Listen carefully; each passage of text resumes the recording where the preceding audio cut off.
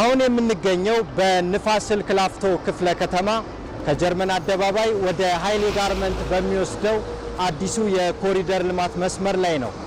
እዚህ ስፍራ ላይ ቆመን ስንመለከት የምናየው የተንጣለለ መንገድና የለመለመ አረንጓዴ ስፍራ ብቻ አይደለም፣ ያንድን አካባቢ ሙሉ የለውጥ ጉዞ እንጂ። ይህ አካባቢ ከጥቂት ወራት በፊት የነበረው ገጽታና አሁን የምናየው እውነታ እጅግ የተራራቁ ናቸው። ልማቱ ከመንገድ ግንባታና ከከተማ ውበት ባለፈ ለነዋሪዎች ምቹ የሆኑ የእግረኛ መንገዶችን፣ የብስክሌት መስመሮችንና የመዝናኛ ስፍራዎችን በማካተት ሰው ተኮር ለሆነ ልማት ትልቅ ማሳያ ሆኗል።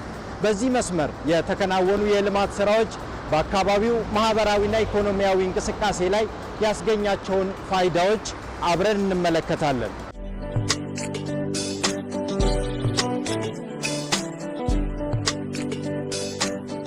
ስሜ ሙባሪክ ናሲር ይባላል።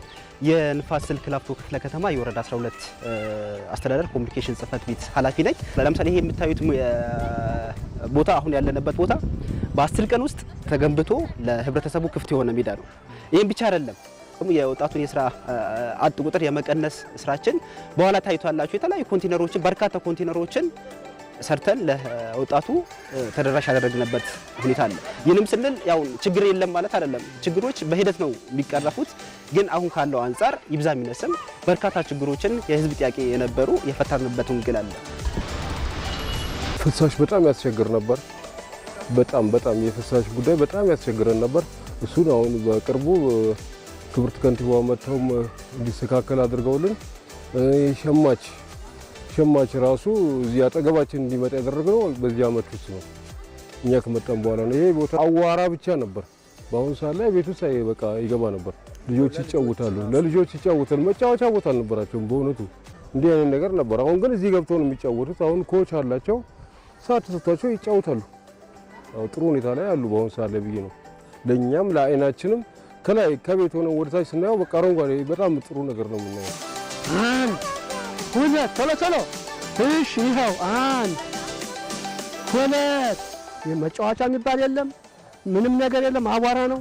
ቆሻሻ መልሻ ነበር። ይሄ ቆሻሻ ምናምን ፕላስቲክ ምናምን ነበር በቃ በየቦታ በየሰርቻው እና እግዚአብሔር የተመሰገነ ይሁን እና በጣም ጥሩ ነው። እኛ ሁሉም ነገር የተመቻቸ ነው። አሁን ልጆቻችን ወጣ ብለው እንደልባቸው ይጫወታሉ። አዎ አይደለም እነሱ፣ እኛ ራሳችን እኛ አዛውንቶቹ ይሄን ስናይ አይምሮአችን ይታደሳል እና በጣም እናመሰግናለን።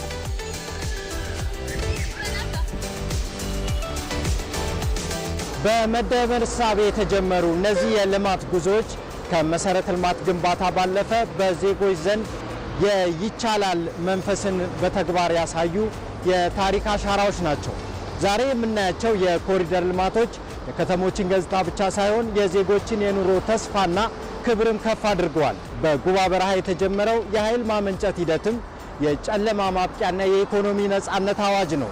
በአጠቃላይ እነዚህ ትላልቅ የልማት ስራዎች የዜጎችን የኑሮ ጥራት ከማሻሻል ባለፈ የስራ ዕድልና የሀገሪቱን የልማት ጉዞም የሚያፋጥኑ ናቸው።